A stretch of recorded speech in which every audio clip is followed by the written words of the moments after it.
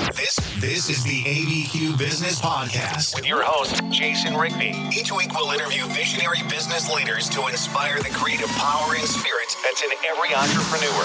Discussing strengths, weaknesses, strategies, systems, and the problems we can all solve together for a new future for local small business. Medical cannabis is what we're going to talk about today. So this is going to be fun. Some of you guys may disagree on this. Some of you guys may agree. I love bringing and having topics like this because I know it's going to cause you, if you're on the side that all drugs are bad and you want to have nothing to do with them, you should listen to this so that we don't have this polarization in the country that we have. If you're 100% for drugs or just, medical cannabis or marijuana or whatever it may be, this is going to help you. And it's also, we can get local too. We'll talk about New Mexico, but I have over 30,000 listeners, and I know each of you are from different states, and each of you have these battles that are going on, locally in the cities and in the states. And then we have this federal issue that is. So I have Monique and Anthony Ortez. Anthony, I'm going to start off with you. You have a magazine, right, here locally? Yes, sir. What's the magazine name? It is called Purple Magazine. It is the word purple, but with a letter K, Kurple Magazine. And now what is, like, if you could take the philosophy of your magazine, what are some of the things that you want to display to others? Like if somebody opens your magazine up, what is it, like the main theme from it? Pretty much to be a voice of the patients, provide them with the information that they need to make the proper decisions in alleviating some of their ailments that they're facing. So we put a lot of time and energy into creating quality information, and do that through the educational articles that are provided. And Monique, you have now is the event yours or is it your guys' together? No, actually the event was created by Anthony and the magazine. So I own Southwest Cannabis, and I'm my own business owner, and I do both event planning and business consulting. I'm a graduate from UNM Law School, so I have my JD, and I help out a lot of people in the cannabis and hemp industries with business formation, contracts, consulting, the whole 9 yards when it comes to that. And then also I do event planning. I run my own events. I work for other local events like Somos. And then I started working with Anthony the very first year he started doing the award show. This will be our 4th year doing the award show. And it's come a long way, man.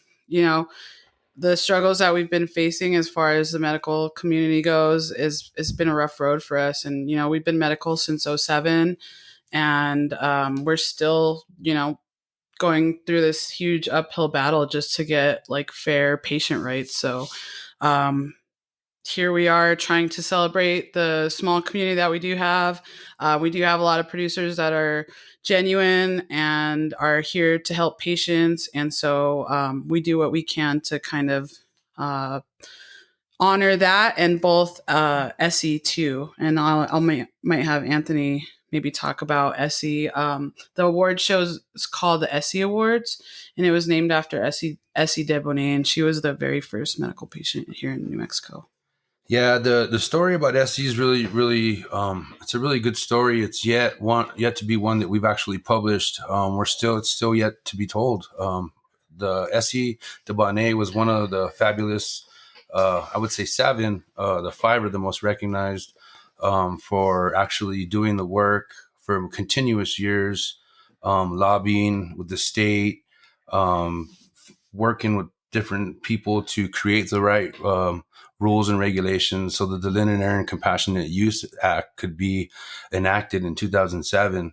There was an enormous amount of time that she spent. She had a lot of help around her because she was such an advocate. So after I had become acquainted with her and the amount of work that she'd done, I had been chasing a way to create some type of story about Essie, and I was trying to capture that while she was still here with us. So up until the end of her passing, I had been in a position where she needed the spotlight. It needed to be shed. But I think her work wasn't done. So when she passed on us, I was trying to figure out a way that I could forever endeavor the whole entire program and dedicate it to the work that she put in. So that's where I created the Essie Awards. It's pretty Yeah, I touching. love that. Pretty Yeah, touching. I mean, It's definitely been something that's hard for me to talk about, but it's why we created it, to recognize those that put in the hard work to the industry, those that actually have the right meaning toward helping people with their debilitating conditions. so why is it so important? Either one of you can answer this. Why is it so important that we have medical marijuana? Well, there's several reasons, both for the youth all the way up to the elderly. As you look under the Department of Health's website, there's several conditions that have been approved. There's several others that are still being lobbied for to be pushed through legalization to qualify so that you can obtain your cannabis card for that. And through those, you have several different stories that we've heard of. We get people telling us thank you for introducing them to the industry, for finding their cards, leading them how to get their card through the industry, into the program, how it works, how cannabis works for them, how to identify what they can use for each illness is something that is always being worked on daily, both in research and through sales studies and et cetera. Because when people attend and walk into these dispensaries, they're finding illnesses and strains that benefit them on a day-to-day when trying to help those illnesses. So you said strains. So different strains of marijuana, maybe the way that it is reactive with THC, different strains help different types of issues, Yeah. or I know our people are saying that they're saying that they're helping. It's just a popular theory. There's a lot of studies still being done through the terpene profiles that you're finding those strains. There's just so many cannabinoids within the plant itself, both in THC and CBD, that it's just a forever investigative market where there's always going to be new things discovered, new strains, new breeds that are going to be discovered to help people in certain areas, such as seizures, even just pain. Yeah, and that's what I've seen and heard also. Monique, I want to get into something real quick because I know you're an expert in this, especially when it comes to if somebody here in New Mexico they're like, I want to get into the industry. What are kind of some of the things that you're seeing before they even start maybe a dispensary, or what are they're growing, or whatever it may be? What are some of the things, like the mistakes that you see in the beginning when they first start out as a business? Well, I think our state is really unique with that right now because of the fact that our medical market is pretty much at like a standstill. Like if, for instance, someone was going to ask me if they were interested in getting a license to grow, it would be hard to even say that we could do anything because the market's closed. We have 35 licenses. The last time they issued any licenses was in 2015, and it's now 2021. So, it's already been 6 years, and our market is just hurting. We see patients, like how Anthony was talking about with this strain specific help. We do have like slow research studies that are coming in to help get us to a point where we can actually get people's comments and record what's helping them to a specific strain, and that's how we get the data, right? But we weren't even allowed to do that until more recently because of the fact that cannabis has always been federally illegal. But slowly we now have the capability to have these kind of research studies done, and we are gaining that data, but it's very slow, as we know, with that kind of stuff. So but when it comes to the licenses, like we don't have any right now. We do have limited producers, and some of those producers even own multiple licenses. So it's been really questionable to me to work in the industry because of the fact that we're unique because we're streamlined by the DOH. There's not a lot of programs that are directly headed by a state agency. So it was really unique when our state passed that law and decided to do that with the DOH. And it's kind of put us in this almost chokehold position where we are hurting as a patient community. And we also are seeing from the producer side that they are like both struggling and hurting too, because of the fact that our fees are so outrageous. And then the fact that, they're limited to what they can do. We barely got a new plant count this past year. We went from 450 plants to now having 1,750. So, I mean, that's a big jump, but the fees also went up too. So if a producer has that top uh, plant count, they're paying $180,000 a year just in renewal fees.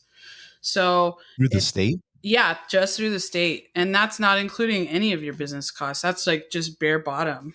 That's So just to pay to play. That's yeah, just gives you a license that says you can start. you can renew being in every this year. industry. And that's through the state. And the state's getting all of that money, which is going not even into account for medical cannabis. It's just going into the general fund. So it's hard to see that we're making a lot of money for the state, but it's not showing what it's actually doing for our state. Yeah, I wonder who came up with that law. I mean, come on. I mean, that is definitely not for the people, by the people. Definitely not. Yeah. And I mean, it's hard too, because as a patient community, we've done really well. We have so many groups that are fighting for patient rights, for advocacy. But it just really doesn't seem like the state and the DOH have the, I don't know how to word this, but it doesn't seem like they really want to include the patient community as much as the patient community wants to be involved, And I get that they're a state agency and they have their own rules and regulations, but really when it comes down to it, without the patients, we don't have a program. And we just recently hit 100,000 patients. So that's like a huge milestone for us, That's a really big medical program, and it's something that we've fought really hard to keep and to slowly see changes with. But I mean, we could be doing a lot better. Oh, yeah, I could imagine it, and we'll get into that. But one of the things I've noticed too here in New Mexico is the liquor license is the same thing. I mean, Oh there's yeah, only way select few people that have it, and then you have to be under them and give them a percentage of your business a lot of times, and then and then like Walmart will come in and pay $500,000 to use part of it. So it seems like the licensing part they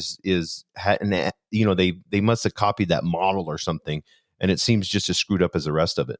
Yeah, it seems. I mean, I'm kind of glad we're in this market at least, because the liquor licenses are like few and far between. You have to pay like a lot of money.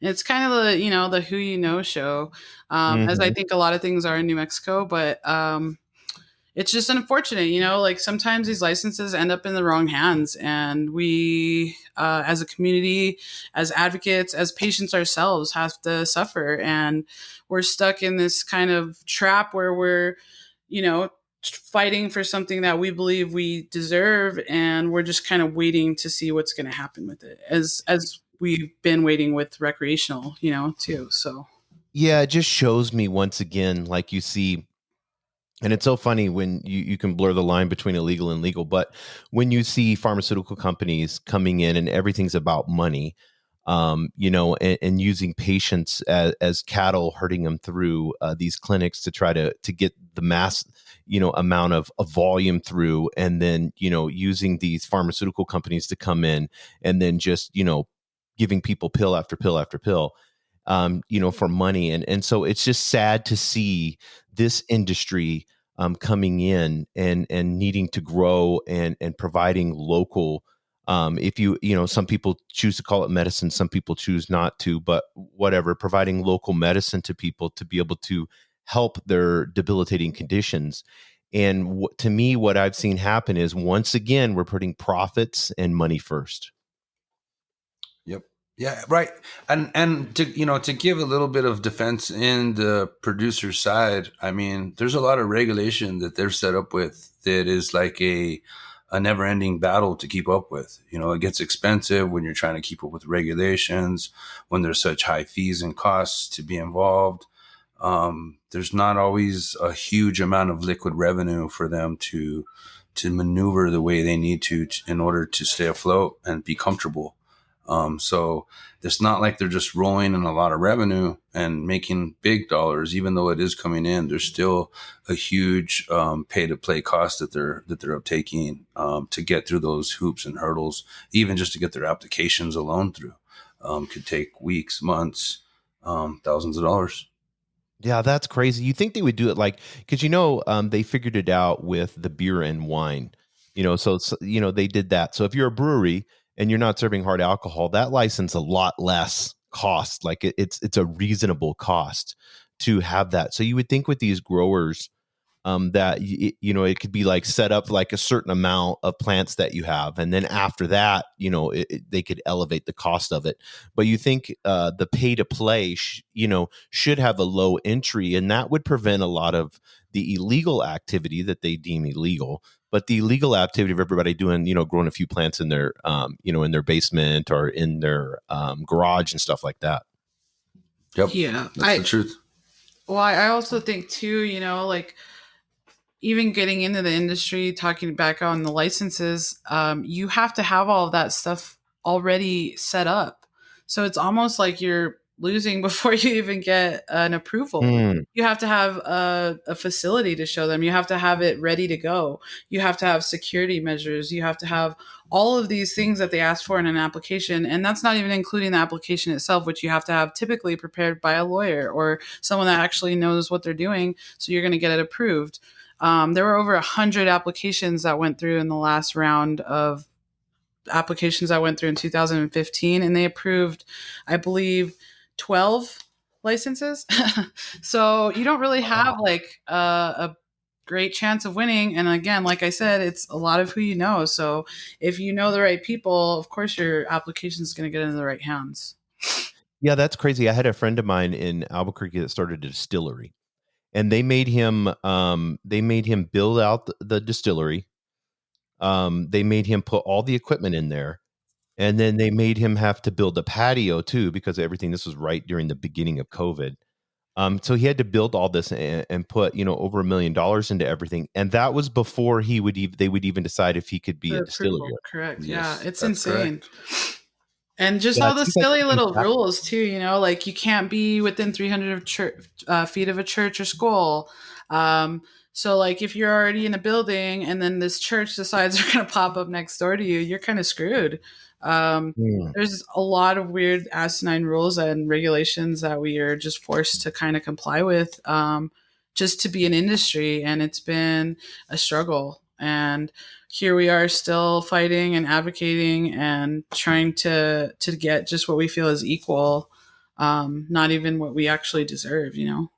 Yeah, and and it amazes me, like the thing can't be near a church or a school, like they're deeming it bad. Right. Like, okay, we'll regulate it and we'll make money off of it and we'll tax it, but we still think it's bad. Yeah, and it's weird, like the kind of just random number they pick too. Like I don't know what 300 feet does for you, but Yes. it's not that far. Yeah, no, that's crazy.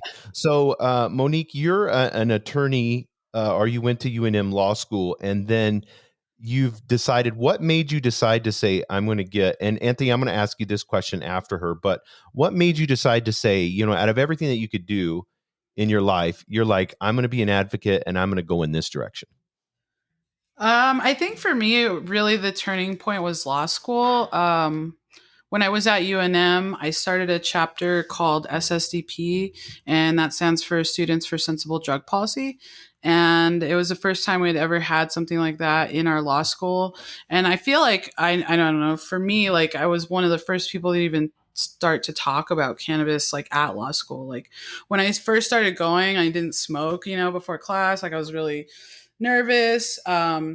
It's just a different kind of scene from what Right. I was used to. So going there and kind of changing that up and talking about that, it made a lot of people kind of like question it, and so we started a chapter. I headed that chapter along with several other clubs at the law school, and that really got me interested in the policy work and the advocating side. And so once I graduated from law school, I actually founded New Mexico Normal and was the executive director for about a year.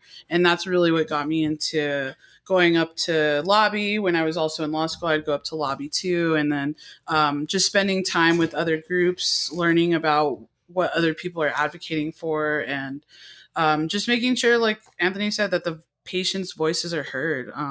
There's a lot of people that can't go up and lobby or can't go to the hearings. And so making sure people's voices like that are heard that aren't able to attend or don't have a way to is really important for us. So do you think that whenever you're looking at, and Anthony, I want you to answer this. Whenever you're looking at, I know you started the magazine, and as far as looking at these patients and having a heart for them and seeing the need for this, what was one of the, like, I mean, besides that, what was another catalyst that caused you to say, hey, this is the direction that I want to go. I could go in all these other directions, but this is where I'm going to dedicate my life to. I guess it started. It started when I was younger, where I really understood that want to do. I didn't want to utilize cannabis in such a recreational manner and put it out there. I put myself out there as a user of cannabis in that way. And then as I started trying to transition from becoming, I guess, what you would say a closet smoker, where you're buying from the black market or whatnot, I wanted to become a legitimate patient where I had my card and I could feel better about being a smoker, where I wasn't looked at as this pothead. I was someone that was smoking cannabis because I found it to be a way that to help me personally. So that was the first way. And then when I started to get my card, I learned that the process was really difficult to figure out, well, where do I start? It's really simpler than what it really is to get a card, but the state doesn't put as much work in as I feel they should to put that information out there, even though you can find it if you go to their website. There's just more public knowledge that needs to be there. So the navigation process was definitely very difficult. I also have 2 past family members that died of causes that are similar to what's on our list of pre-qualifying conditions. I had a cousin that passed away of a seizure. He fell and hit his head and passed away, unfortunately. That was really dear to our family and my heart, and it's just something that touched me and wanted me to help other people that suffer from similar symptoms. Another one was my cousin that passed away from PTSD. So I have family members that have been affected from several different conditions that I feel could have been not alleviated, but tended to, and at least given them a better shot or chance at survival. Yeah, I know, especially on, I'm on the veteran side of things. And when you brought up PTSD, that was, something that I know tremendously. And a lot of, I was in the Marine Corps and work with the Veterans Administration and stuff like that. And you see so many vets having to secretly, use cannabis because it's one of the main things that they're seeing that's calming everything down. The brain's racing. It's still got this seeking adrenaline, and so, being able to feel like you're a veteran, that you served your country, and at the same time, you're not doing anything illegal, Right. but that this is the only thing that seems to be working for you. And so there's this, and unfortunately, and I'm glad you brought this up, Anthony, there's this feeling of, I want to do what's right, but at the same time, I know, how I feel, and I know how I act, and I know that, I mean, because there's a lot of people out there that are, introverts, people that have a different disposition. They can't stand in front and speak in front of people, and it helps them, anxiety disorders and stuff like that, and it helps them to be able to, and this is me speaking, not you guys, but it helps them to be able to, function and live and be a part of that normal life. 100%. Yep. I agree. So, yeah, I think the stigma is still really attached to it. I think that comes with all. I mean, for me personally, like I think that comes with all drug use. The stigma is real, and it's been a struggle to even get cannabis, I think, on the table, let alone talking about other drugs or anything like that. We have a long way to go, but I think our community has done pretty well here in Albuquerque, at least with utilizing the program, and then also talking about other kind of stuff, like other drugs or other kinds of medicine that could be helpful. I mean, we've had like an ayahuasca church here in Santa Fe for years now. There's I think a local cannabis church here as well. So I think it's been good to be in a place like Albuquerque where I feel like our community is a little bit more liberal in that sense, and Mm-hmm. we have community members that are really interested in those kind of things. So whenever you're looking at, and I think Colorado, there are neighbors, and so they're doing things a lot differently, and they're actually the state's benefiting from it tremendously. What are some of the things that you see that Colorado's doing well? Are some of the things that you've experienced? Because I know a lot of people go to Colorado, from New Mexico. What like, because that's what I want to know. It's like, can New Mexico model themselves after Colorado? I would say the number one thing there has to do, especially with the timing, as far as the timing is concerned, it has to do with the way that it's set up for people to get laws passed. We hear it's legislative, and I think Monique can catch it from there. That's the direction I wanted to go with it, and I think she can pick up from there a little more as far as people wanting things to be passed, but it still has to get past the legislative. So yeah, I think what he's difficult. talking about is the fact that we just don't have ballot initiatives here in New Mexico, unfortunately, and I still don't understand why. It just seems like it was a list that was created at one point in time. But the fact of the matter is, yeah, we have to fight this through a legislative battle, and I believe there's only like maybe 2 or 3 states that have actually successfully done this. But we do have like 20, I think, states or so that are legal right now. So it's an uphill battle, as it always has been, but we have to have it passed through some sort of bill or constitutional amendment. And because of the fact that once the bill is introduced, it gets, placed in 4 to 5 committees, it's going to be almost impossible to get it passed for all of the groups that are interested and to make them happy. It's all part of the game of doing lobbying and having lobbyists, and it's hard because I don't feel like our industry is at the point where we've gotten to be successful in showing how important this industry is to our state and how much revenue it could be bringing in. Yeah, because I know, you guys probably heard about what Portland did. In Oregon, they legalized all drugs. Or I don't know if they legalized them. I think they decriminalized them. Yeah, they decriminalized them. I don't think they've actually said they're Legalized it, gonna right? sell them on the market or anything like that. It still amazes me, and we know the statistics of 90% of people that are incarcerated, are it's a drug charge, and so it just amazes me, and we won't get into whether we want to legalize drugs or decriminalize or whatever, but it just amazes me whenever you take somebody and you criminalize them, what you've done to their life permanently. Right. Yeah, it's hard. When it comes to the justice system and drug use, that's where I think it's that's really where the laws have failed us, and where I personally struggle with the legal system, and why I kind of don't necessarily practice law. But I feel like it's really the whole system has got to be interrupted, and the whole system has got to be balanced again and fixed to where we aren't worrying about stuff that's not really hurting other people. I mean, if we focus more on the rehabilitation factors and Yes. actually helped people before it ever got to that point, I think our society would be a lot different. And the fact of the matter is that we don't. And generally, when it comes to drug use, people that are quote unquote using drugs or on drugs are generally also in prison or in jail, or you're often in and out of the system. And it's hard once you're in to get out. It's a vicious cycle, and I've seen it. And it's really hard to figure out different ways other than changing the whole law and changing the system to fix that.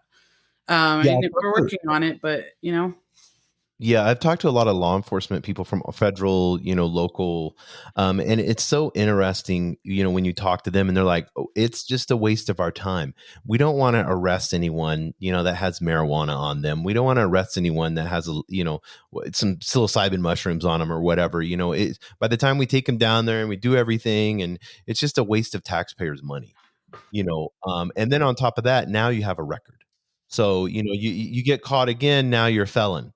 So it's just it's so amazing to me, how the judicial system has reacted to what is happening now. And it's just kind of, the ostrich, put your head in the sand and just kind of pretend like it's not there. Right. It's agreeable. Yeah. So go ahead, Anthony. No, it's agreeable. We see that in all angles. A lot of it has to do with the growth of the industry as well. There's some things that the patients are concerned about, that don't always get attended to, because there's just not enough manpower in DOH itself. Making sure that they have clean cannabis is one of them. I know dispensaries are doing all in the best they can. And I know that these producers and manufacturers, on the production side are reaching their maximum potential. But in the overall, there really isn't a whole lot of justification for what is coming out of these dispensaries and what patients are ingesting and putting in their bodies. Yeah, and we never think about that, but that's so true. Whenever you have something that's illegal, then and you're buying it in an illegal means, then there's no regulation to understand.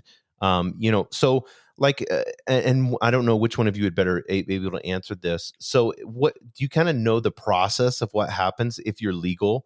Do they have to because you mentioned there was like 100,000 plants they tested or whatever? Are they testing it and then they understand it when it gets to dispensaries? Yeah, the process is pretty efficient. As far as I've seen and been described when I've seen these facilities and walkthroughs, everyone that I've come across is totally professional. Super clean facilities, super clean processes. Their SOPs, of course, have to be immaculate to even get approved through DOH. So, they are. I feel they are meeting those capacities, but there isn't no reassurance from the consumer, the patients, is all I'm saying. I think the state needs to work a little better, to reassure these patients what it is that they're doing to reassure them what they're receiving is something of that standard. I don't think that all the work that's been done through the extractors, processors, producers is really acknowledged as well. There's two ends to it. Yeah, and so yeah, I kind of want to take this approach, because you said they don't give a lot of information for you to get a medical card, but is it fairly easy to get one? Like if somebody's listening right now and they may say, "Oh, through COVID, I've had this mass amounts of depression, or I haven't left my home, and I've been thinking about this, and I've been doing a lot of research online." Is it really hard to get a card? So go ahead. You can go ahead. Okay. I don't think it's hard to get a card. It's just a process. It was a lot harder before they changed the law. I think that was several years ago, though, where they used to require that you had not only one but two doctors' signatures, and then they changed that to be only one. And now that they've approved a lot more conditions that you can qualify under, it's a lot easier to actually have the paperwork done, but you still have to go through your either primary, if they'll sign it, or if not, then someone who signs off for cannabis cards. And you can find those through various providers. There, you can find it in the magazine. He has it listed, and it shows all the providers that we have. And then you can just meet with them. You can actually typically do a consult for PTSD with them, if you've never had medical records, or if not, then you need medical records to provide to back up what condition you're going to apply for. No, I love that. And Anthony, you said that this directory is in your magazine. Every now and then we publish it in the magazine. You can find it in one of the past issues online through cripplmagazine.com, mag issues, and you can visit on there and look at all of our past issues, our current issue that's been released as well. We usually list them periodically, or there's advertisers that advertise that they provide that service for patients. And that's pretty much the most guidance that we can provide for them. There's other ways that you could obtain it by downloading your application from the Department of Health website. And then if you can get your doctor to sign off on it, of course, most doctors don't always sign off for patients. So that's what directs them to see other providers. But if your patient's willing to sign, they can sign for you.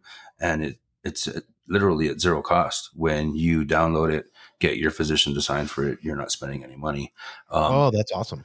However, there is consequences. You're responsible for making sure that it's filled out correctly, it's in the right order, it makes it to the Department of Health safely.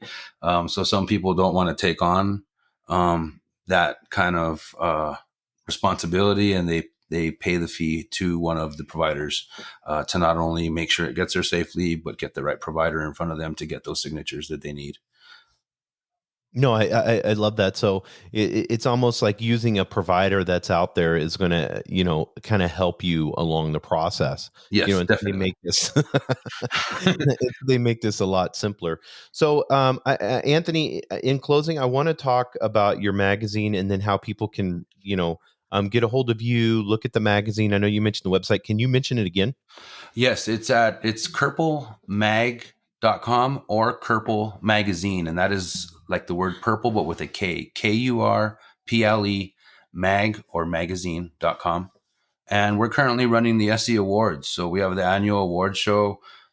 We've been doing several different processes, the nomination process for the online voting, where we have several categories where the patients have the ability to vote for the winners of those categories.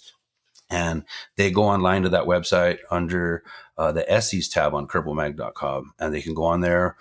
You scroll halfway down the screen where you have to log in, because we have extensive security, so people can't tap in and overvote for themselves. But we do our best to secure the awards, make sure it's fair on all ends. We also have product submissions where the dispensaries and extractors submit products to us. That's where we created the Mexican Cannabis Guild, where we formed a team of judges who then sample all of these products that are submitted blindly. There's no labels or anything on them. And through a bunch of numbers and score sheets we tally up, we together put some winners out there for the state of New Mexico based on some blind testing where it's not biased in any direction, totally fair in every way. That's awesome. And Monique, what are you helping and assisting with this award system and the dates and stuff like that? And what is going on as far as and I know you're an advocate for this, but what does the future look like for you? Yeah, so voting is open right now. Everybody can go online. The whole public is able to go online and vote at KurpleMag.com. Hit the SE tab and you can go down and vote. There's 25 People's Choice categories, and then we have 24 Cannabis Guild categories, and that's where the judges vote on the actual products themselves. But people online can go on to vote for their favorite bud tenders, favorite showrooms, favorite producers, favorite manufacturers, etc. We'll have voting open until the first week of February. And then our show, which typically we do an in-person event, but unfortunately due to COVID, we're not able to this year. We're going to actually do a live stream event on the 13th of February. And that will be from 6 to 10 p.m. And we'll have a 4-hour live stream. We'll have 4 guest DJs that are going to join us. And we'll be announcing the winners through that live stream event. Oh, that's awesome. And and it was sponsored by one of our producers, Minerva. So we're excited to work with some of our producers who are our sponsors this year, and then provide some quality music for everybody and something to distract them from the crazy times. Yes, I agree. What date was the live event at? February 13th on Saturday from 6 to 10 p.m. Well, perfect. Well, I thank you guys for being on the ABQ Business Podcast. If you could stay on, I want to just share something with you guys. You guys are going to hear all of you. We're talking out in the open now, but right after the music ends, would love to be able to talk with you guys for a second. Awesome. Thank you. Thank you for joining us on the Albuquerque Business Podcast. And thanks to our sponsor, RigbyDigital.com. Make sure to subscribe and share. And go to abqpodcast.com. Get show notes, resources, and links to everything we talked about today to help you navigate your journey as an entrepreneur and business owner.